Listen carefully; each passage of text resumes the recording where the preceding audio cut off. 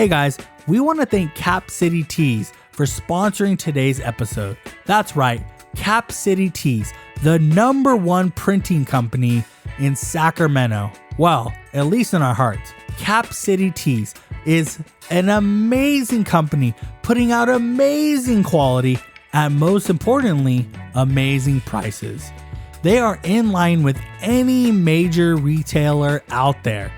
Now, if you're in need of getting a shirt screen printed or embroidered, whether that's your local soccer team or basketball team or volleyball team or all the way up to corporate clothing, Cap City Tees is the place to go. So if you're in need or if you're in want, reach out to Cap City Tees at capcitytees.com or capcitytees@gmail.com. That's capcitytees@gmail.com. Welcome to the Hard Money Show, where we talk about real estate, home loans, and media. It is a good day when we can jump on the pod and we can talk about what is going on in the real estate market, the home loan market, and most importantly, what's going on with the show. We have some exciting stuff coming up, so why don't we go ahead and let's jump on into it. What's going on? It's been a really odd time in the real estate market right now, in the way that there just hasn't been much movement in any direction. Now, we were hoping by now we would have seen some sort of like larger adjustment because we expected the spring boom, right? And if you don't know what the spring boom is, that's essentially where when spring starts to come and summer starts to come, people start to prepare to purchase houses or put their houses on the market for the summertime. Now, right now we're at the end of June going into July. So this would be the ideal time for that to really be happening. But for whatever reason, we haven't really had that come through. And so it's been really interesting to see the market stay stagnant. Now, the Feds have met. They did put a slight pause on any increases to interest rate increases, but they do have 25 and 25 basis point increases that they can do. And we suspect that that's going to come sometime later this year. And so, not necessarily great news, not bad news, but we definitely are in this kind of pause phase right now. Like property values, some places in the country have made some adjustments, but here in, California, Sacramento, property values have stayed pretty steady. Now they have gone down. They're not going to stay where they were, especially when you consider the fact that the rates haven't gone anywhere and inventory is still low. Construction is still pretty slow. So yeah, we're having this sort of situation still happen, but it's still good news, right? If you're looking to buy, there's still some good news there because there still is pretty low inventory. So we're still seeing seller credits. We're still seeing some sort of accommodations on that front for people who are trying to sell. But on the other end, for these really nice properties that are a little bit, they're priced well. They're maybe, in a competitive range of what people want. And what I mean by that is, a lot of kind of competitive houses are like 3-bedroom, 2-bath, or 4-bedroom, 2-bath, or something kind of like that, right? The 400,000 to low 5 in Sacramento right now is really where people are competing. If you're seeing these properties go on the market, that could be really tough because you might have a bidding war, which is interesting in itself. But that's sort of what's going on out around here right now. I know I'm getting a little tongue-tied, but there's not. This is why I haven't been putting a lot of material out on this, because there's just not much going out. And it's funny because I myself as a creator, but also, as a consumer, I consume a lot of media around this space. And even the people who do this even more consistently than I do, they haven't really been putting out much either. You're starting to see a lot more videos like how to purchase a home and like 5 tips for planning for the future and like stuff like that, not like really market update stuff, because it really is just there's slow market update information right now. Rates are sticking right around 6.9%. And that's if you have moderately decent credit and you're kind of, you're putting a decent down payment down. So there's not a lot going on that front. Now, this could be a different case somewhere else in the United States. And I'm sure it is, but here in California, here in Sacramento, we're seeing stuff stay pretty stagnant. Now, we suspect that rates will go up a little bit more, but eventually they're going to go down. They're not going to stay this high. They should level out in the fives, and that's really where they'll be at. So this is the time to start preparing, and that's where a lot of people who want to get into homes are failing. They forget that in order to take advantage of the market when the time comes, you need to be preparing for it, right? And so this is the time for that. We are doing a lot of first time home buyer seminars, doing a lot of roadmap to home ownership, individual sessions, and getting people in line and understand that these are really designed for people who are a year out, 2 years out, 5 years out, right? Um, Buying a house isn't like buying other things, right? Like I want to buy a new scope for my rifle and it's expensive, right? And yeah, I got to save for it and I got to work a little bit more and I got to find a way to bring in more money because this is an extracurricular thing. And, we want to go on a holiday and we need to save for that. And maybe we need to reduce somewhere. But ultimately, it's manageable for most people, right? These sort of things. And this is how most of our minds work because for most of our lives, this is how we have to save. We have to pay our phone bill, which is $100. We got to pay our cable or we got to pay our electricity or our water. And these are things that are, for the most part, relatively manageable amounts, right? It's not till you really start to take on either debt or buy something. Well, taking on debt and buying a car is taking on debt for most people, but like buying a large purchase like a car where you're spending anywhere from $20,000 to $50,000. I mean, could go up more, but I'm saying the average person, that you start to fully understand the grasp of like what it takes to get there. Now, a lot of people buy cars with no money down, and I don't want to get into that whole thing, but you start to take those steps. And for the people who are thinking like, oh, I do want to get into a house, or my family is going to be growing, or I want to get in an investment property, you need to be planning ahead, right? Because we can do everything we possibly can to get you the best deal. But if you're not putting yourself in the best situation, because there's a lot of things that are out of our hands, right? Credit score is the number one thing. I help a lot of people on that front. I'm not a credit repair expert by any means, but because I deal with that quite a bit, I most of the time can identify where we can make improvements. So credit's a big one.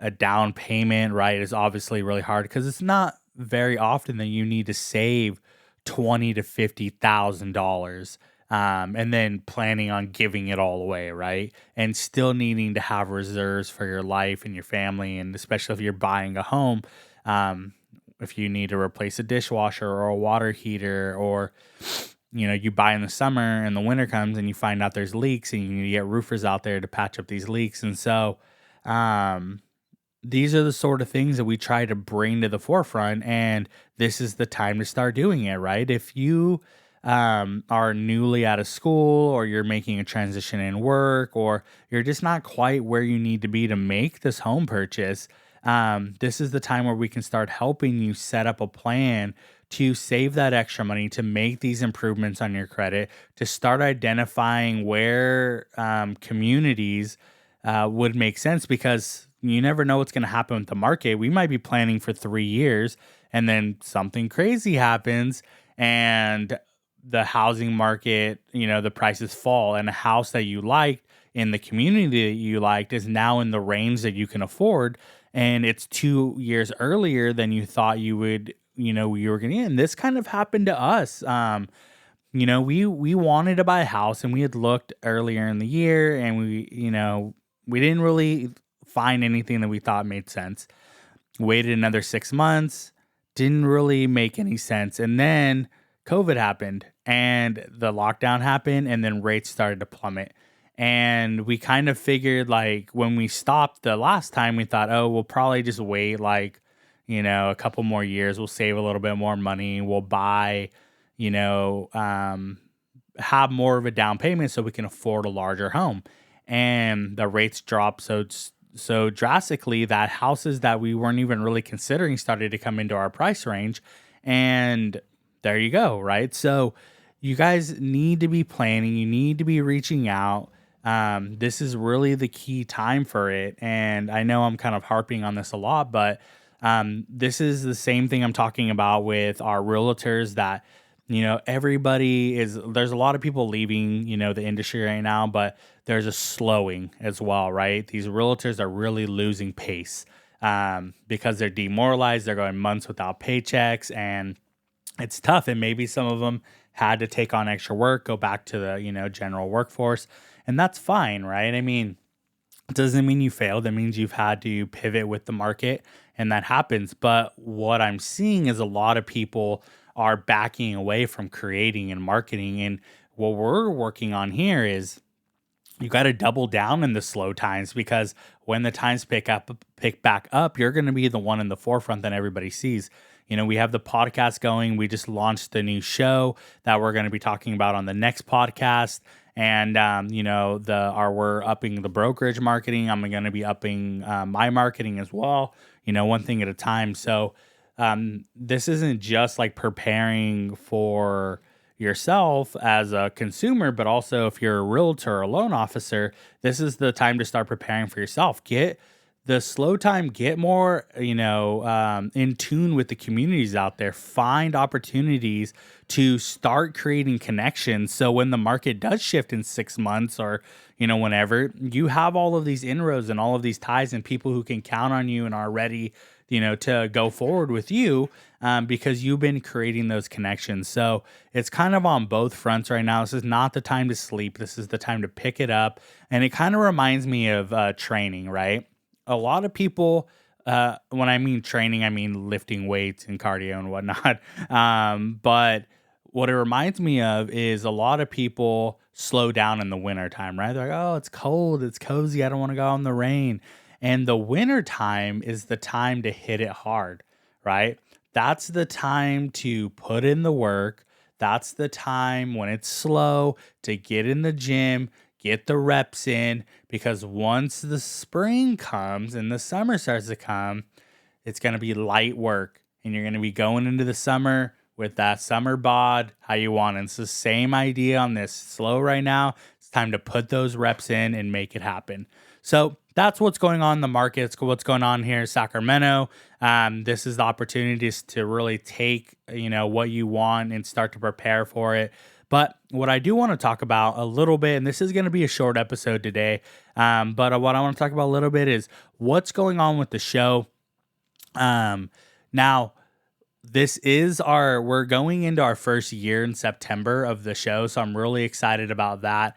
And so I'm still getting a feel for how I want to do it, the format that I want, things like that. And I think that that's an important key thing. I could invest a lot of time in perfecting everything right away, but that would mean that I would lose the opportunity to do other things, right? And I always kind of stack my plate a lot because I like to learn, I like to be involved, I like to be engaged. And so what I've decided and what I think makes the most sense is I'm going to run the podcast sort of the way that the school year goes. So I'm going to have a summer break, and then I'm going to have a winter break. And right now I'm anticipating the summer break is going to be July and August. The winter break will be December. So that means 3 months out of the year, there will not be a podcast, which means you guys have the opportunity to catch up and, do all of that fun stuff. But essentially, that's what I'm thinking. Now, it's not for just because I don't want to do the podcast and I want a break and I'm tired. I'm not. I enjoy doing the podcast. It can be sometimes a little difficult to find people that make sense to have on the podcast, but that's not the reason. The reason is it over, the before I started the podcast, I had opportunities to practice and get better at it. And then I decided, okay, now it's time to do it. Then I started the podcast. I did about 3 months of it. And I said, okay, I understand the format. I understand the editing. I understand the timing. Now it's time to start working on doing a little bit of, how to promote it on social media, getting that sort of repetition in. And I did that. And I've gone a little back and forth on that. But I've done that. So this is kind of the next phase 3, which is okay, now it's time to start improving the podcast. And I've done a little bit of that over the last year. I've upgraded my mic, I've got some new boom arms. I got all of my camera setups and I've been filming. So I'm hoping in the next year that I'm going to have all of this content that I can release, in YouTube shorts and TikToks and things like that. But I'm just creating a library right now. And I upgraded my audio system, I think right before I started the podcast, and I upgraded my monitor. And so I've been doing all of these things, and what I've done as of lately is I've upgraded my audio system. And I have my monitoring system, what I do the recording on and the levels and all of that. But in the past, in a past life, I used to practice creating my own music, my own beats, not with instruments, but with, machines. And so I got the skill set, but then I stopped filming and I stopped developing. And so I didn't really need that equipment anymore. I wasn't using it. It was just kind of taking up space. So I sold it. And that was years ago. I mean, it was a long time ago. And actually, I want to say it was before it was when I was promoting our gym, and it was before I started doing real estate, because it was really expensive to get music and stuff. And they were just kind of starting to come out with like stuff like Splice is a good example where you can find samples and beats and, specific instruments and stuff like that. And so that wasn't super like available at the time. And I was like, well, if I'm going to be making those videos and I want to have music on all of them, I want to be able to create my own stuff. So I learned how to do all that stuff, and I have this knowledge base, and I decided I never got the equipment I exactly wanted. I kind of got like the cheaper versions of it, which worked pretty good. And so I've decided to upgrade, and I got the equipment that I actually wanted. So I got the Roland SP '06, which is a rolling keyboard. Very nice keyboard. It's black on black. And I was going, the way I look at purchasing stuff is I go through YouTube and I look at and I do this for like film equipment, lighting, and computers and all this stuff. And so I found this setup that I really liked. It was the Roland keyboard, which has all of its own stuff built into it. It's really nice. Now I haven't learned how to use all of it. Have barely touched the surface of it, maybe like 10%. But that paired together with the Kai Professional MPC. So that's a beat machine, and it is very nice. I love it already. It does an amazing job, but I'd never owned one, so I had to learn how to set it all up. And then I am using an old at our brokerage. We're getting rid of our computers, and so I was given one. So I'm using Windows, which I've never used. I always use Macs, and I will upgrade it to a Mac at one point, but I just didn't want to buy another computer at this point. So I'm running the software on MPC 2.0 on there, so I had to learn how to do all of that. And then I got the Roland SP404 MK2, which is also a beat machine, but a little bit different than the Kai. It has a lot more built-in sounds. It really is more for effects. It does a very similar things. You can do a lot of the overlaying things on that, but it has a lot more effects. And so I had to learn how to get all this stuff. I had to learn how to hook it all up. I'm still learning how to run stuff back and forth, so I can use it exactly the way I want to use it. And I've only learned about 10 or 15% of this stuff as a whole. So I have a lot more to do. It's what I spend a lot of my free time is learning, listening to. Now I'm listening a lot more to the beats of songs, listening to a lot of lo-fi hip hop music, so I can really pick up on rhythms and timing and the way this stuff is used. And that's my like kind of next step in this process is I want to make more audio. I want to have more segments. I want to have these overlays and I want to create that stuff myself. I want to be able to do it. Now, there's a lot more resources now to where you don't need to make your own stuff. But as a creative person, because I know the skill set, and I've always been the type of person where I want to keep my media development in house. That's how I am. And so for real estate, most realtors don't do this sort of stuff. They don't have their own filming equipment. They don't have their own podcast equipment. They don't have their own beat making and song making equipment. But for me, instead of having to outsource all of this stuff to be able to develop my own media and marketing for real estate, I prefer to do it all in-house myself and have a hand on it. So that's just how I am. Maybe in the future I'll outsource a couple things when I get more busy, but right now, like I said, it's a slow period, so that's what I'm doing. So that was the next phase, and that's what I've been working on for the last month. Now, the break is going to be the next phase, and that's where I start to create. I'm gonna make a new intro. I'm gonna make a new, we have our sponsor. I'm gonna make a new sponsor promo. I'm going to improve on the post that I'm doing for social media. So I want to improve the graphics. I want to make it a little more in depth. I want to improve the format for how I share the information of the people that are on my show. And I want to create a system for better disseminating my information so more people will listen to it. And that's sort of my mission over this break. And then I'll have a couple months to test it out. And then I'll take another break in December and kind of refine it. And then we go January to June, right? And we're going to really hit it hard there. So this is my system.